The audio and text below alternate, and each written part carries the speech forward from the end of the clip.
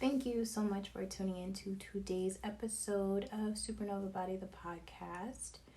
Today's episode, we're talking about sexual power and the dangers that can sometimes hide behind free sex. So what do I mean by free sex? I mean sex that has no intentions behind it, sex that is deemed meaningless, and how that can affect both men and women in different ways, and how one can feel as though they are in love after their first encounter sexually with someone, even after not knowing anything about them.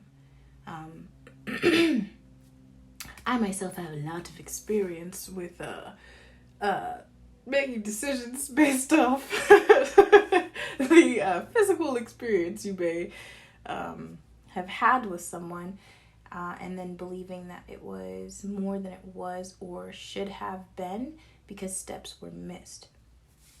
What does that mean? That basically means that sex can make you love someone. It can definitely program your brain into believing it is in fact deeply in love based on the emotions that are released, or the hormones that are released during sex, of which oxytocin, which is considered the love hormone, is released. And that is released not only during sex, but for women it is released during lactation, when they're breastfeeding their children, as well as during birth. When she is giving birth to her child, oxytocin is at its highest peak, which is why she just wants her baby, in most cases, to hold and to kiss. And she has this crazy, insane amount of love that made her literally forget anything before. And that is a major component of having sex. It is actually documented that our past memories are almost unrecallable.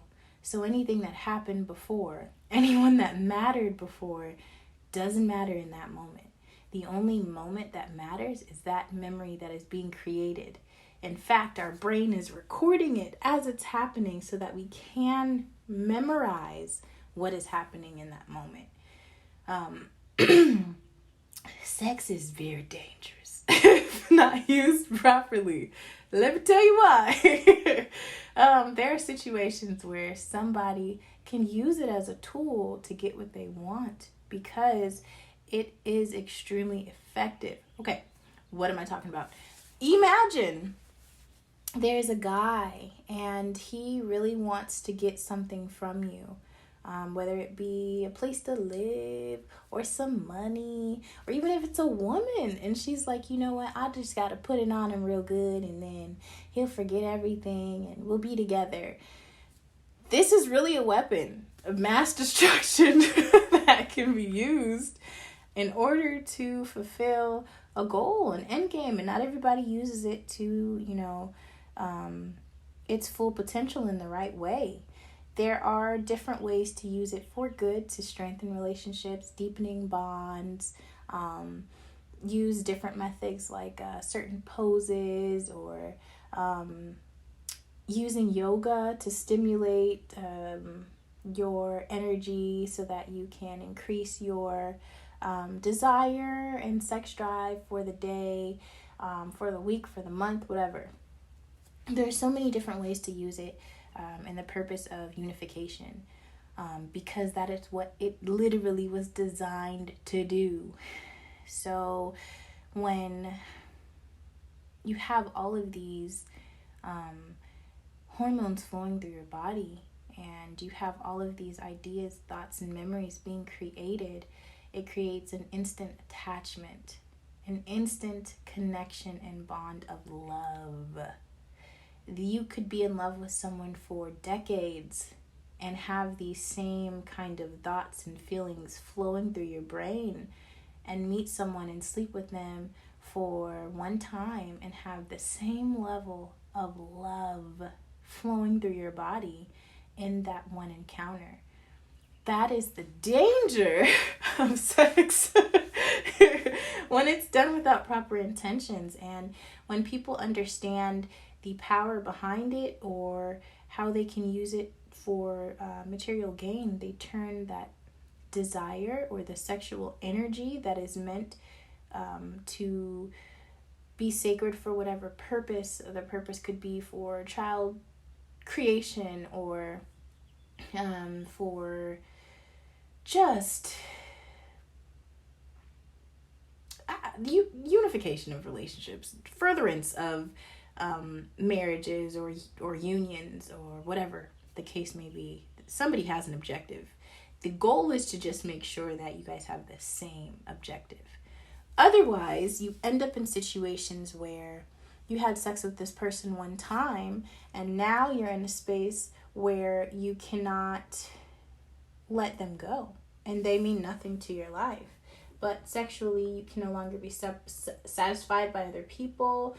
You can no longer get to a place where you feel fulfilled in relationships unless they have characteristics or traits of the person that made the most dopamine flow for you.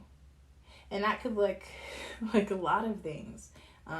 They were just able to tap into what you like sexually, or they listened to a conversation where you explained what you liked and they literally just did everything that you gave them the blueprint to. And now they are happily fulfilling your fantasies forevermore because they paid attention. And the person that you may be in a relationship with may have no idea that these even are your requests because you've never shared it with them. And now you're stuck in this cycle of either going back and forth to this person or wanting to be with this person because your views are slightly distorted on what love could be now. That's the danger. The danger of sex without proper intentions. Now, it's all good and fine when the sex is trash. When it means nothing, it did nothing for you. You reached no kind of orgasmic experience, and you just don't feel a connection. However, what if that person does, and they're crazy, and they are just unwilling to let you go, and it wasn't even great for you? These are the things. These are the things that make it a risky situation, and people play with it all the time, and then wonder why nothing else in life, is working out because of the connection or attachment to this person that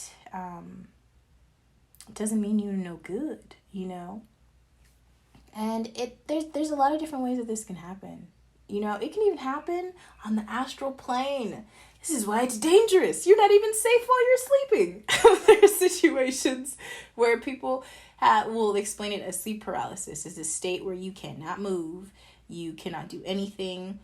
You're just basically susceptible to whatever's around you. And a lot of times it's very fearful. It's usually like some evil entity or whatever, demon kind of attacking you in a sense.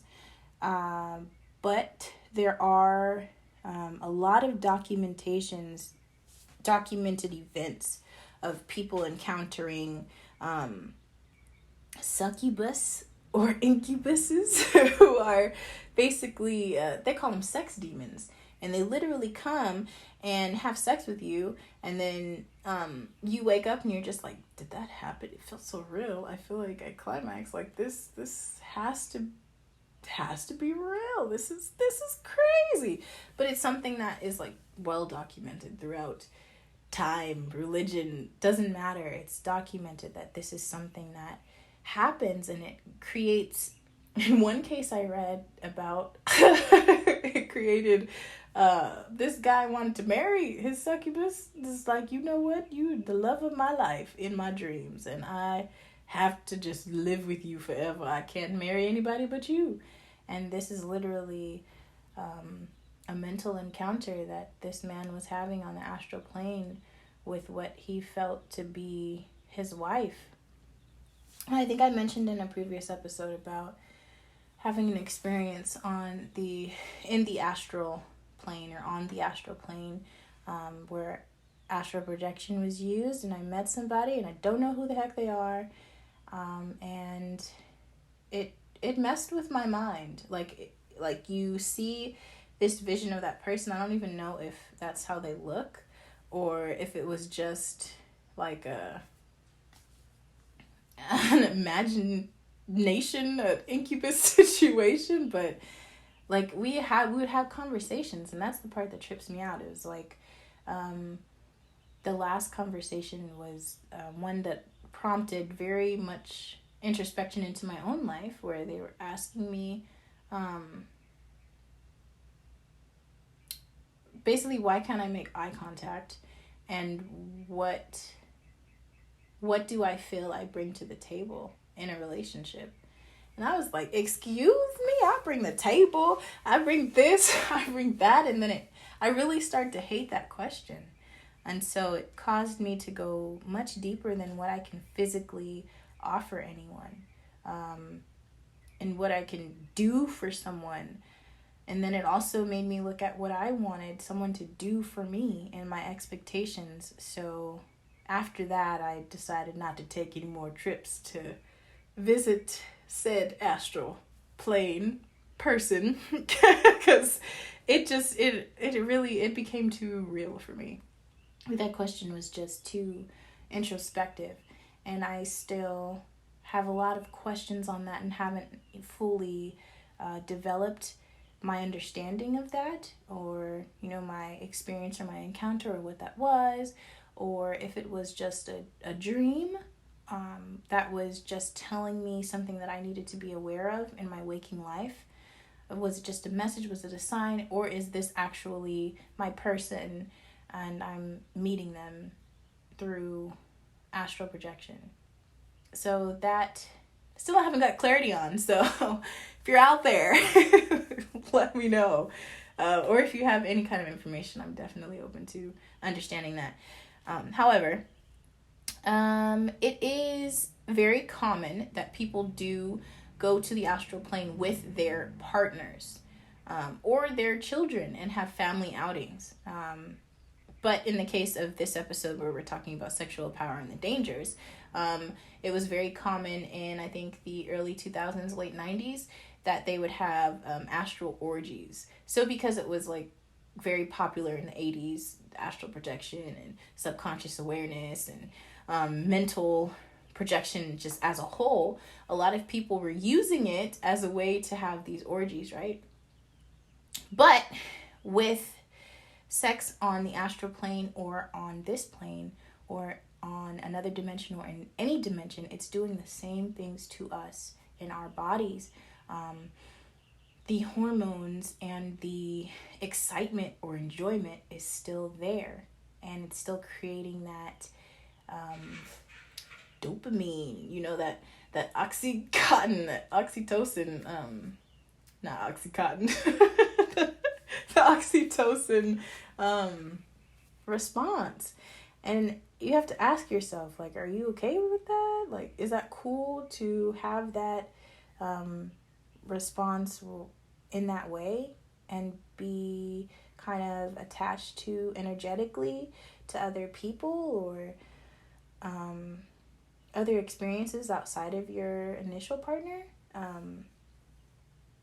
For me in my experience, I can see how that can cause problems, and how it can be a danger to your current relationships, or it could be a danger to your expectations of sex if it's not as amazing as it was with this experience or partner that you had before.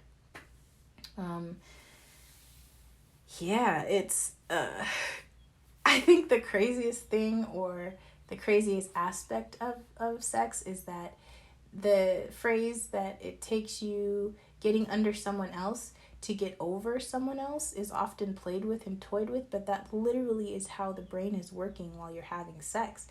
Your brain is like, let me record this forever and let me forget everything before it.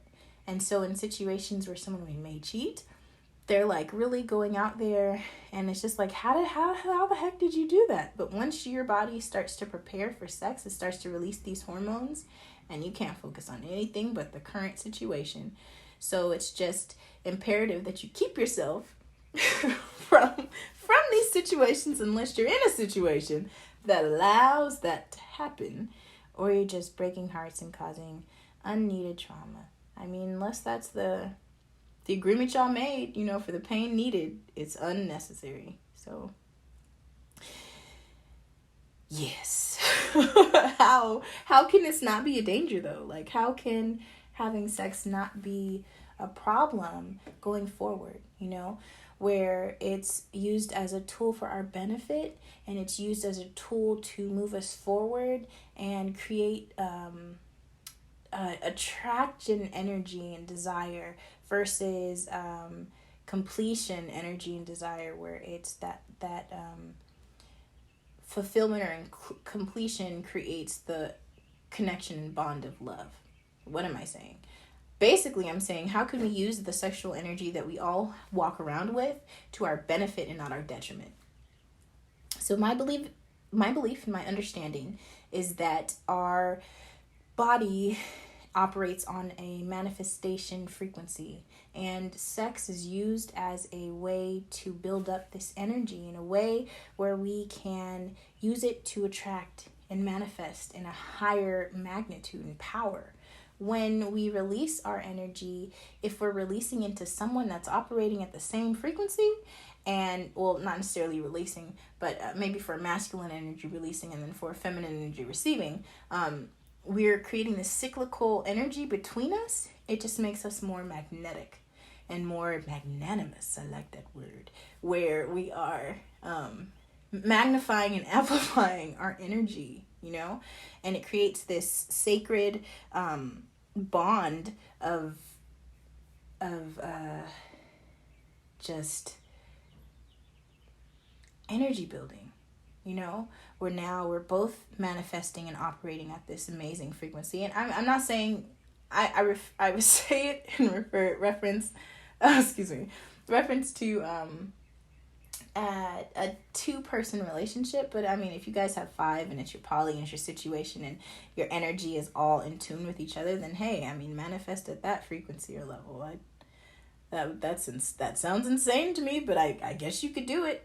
But it creates a kind of sacred purpose of energy, when in most creation stories or creation theories, people were created in pairs, and they were created in a way where they meshed with one another and created a joint, like cyclical, like energy, where it was just like a feeding and giving. So by keeping the desire of other people high, then that's energy that's going to you, in a sense. We plug into different people's energy source, and we give them our energy whether we want to or not, just by plugging into them. So like, let's say we're watching TV and it's not necessarily that positive, and we're learning about world events, and we just feel so frustrated and so angry. Until we take our energy back, we're going to constantly feel the ramifications of plugging into that energy source. Another example would be being super upset with someone, and they're going on with their life, living their best life. It's great. They have 0 problems, no worries or concerns. But you're still frustrated and angry. It's because your energy is fueling their happiness, essentially. So stop, take it back, unplug. And then don't give out that energy to people that are undeserving. So like, let's say there's that desire there. They're sending their energy to you. You don't have to return that. You do not have to return the sender. You could just accept their energy. Thank you so much for that. And go on about your day. Go on about your business. Use that energy to continue to manifest and bring better and fuel the relationship that you have with that cyclical partner you got, and you guys are allowing that to stay within you guys. It's when we succumb to, I say we because I feel like we all fall short. And if you've never fallen short, oh man, I'm so grateful to you that your journey has not required that you do that. But as for me and mine, speak me and my business, I have fallen short. So I understand the importance now of keeping that energy cyclical and being honest with my partner and them being honest with me about the needs of maintaining that sexual energy, because it truly is a make or break for relationships. And there are ways to fix, repair, and help. If you ever feel off in that area, you don't have to just blame it on whatever. This is just the way I am. I don't really like it like that, or yada yada yada. There are so many ways to increase, repair, deepen relationships in a way where that energy can stay sacred and within that agreement. But I really wonder what your guys' opinions are on all of this, and specifically on tantric yoga and different practices like Karma Sutra, and how yoga may affect you. I know that for me, yoga definitely increases and enhances the desire that I have for my partner. And being in a space where there is none is kind of difficult because it's just me now. It's just my energy on a loop, which I guess is good for manifestation and all of that nature. But I noticed definitely a heightened desire for just this sexual act versus it being a specific person. It's just like that desire for the energy exchange. And I know that there has to be ways to hone it in and to create a more amplified manifestation technique within yourself. And I know how to do that, and I know how to, control and channel and all of that. It's just that it's time. It's definitely time that it not be be a one-person show anymore. Ready to amplify the energy. It's time for that to happen. So I said all that to say, if someone ever tells you, oh, I had a dream about you, and you had a dream about them too, it's quite possible that you guys met on the astral plane, and it wasn't a dream, but it was an actual reality. And it's possible. It's possible. So you got to be careful with the thoughts that you have and all of that, because you'll find yourself like thinking about someone in that way, and then you guys eventually let it happen, manifest in the natural, in our current experience, versus being in the astral realm, where it doesn't matter, like if it happens there, it's still as valid as, there's no like, oh, it was just the astral plane, that doesn't matter. No, you could literally go visit the pyramids and see them in all of their glory, and that's reality. That's a real mental exception that your brain has now logged into their memory.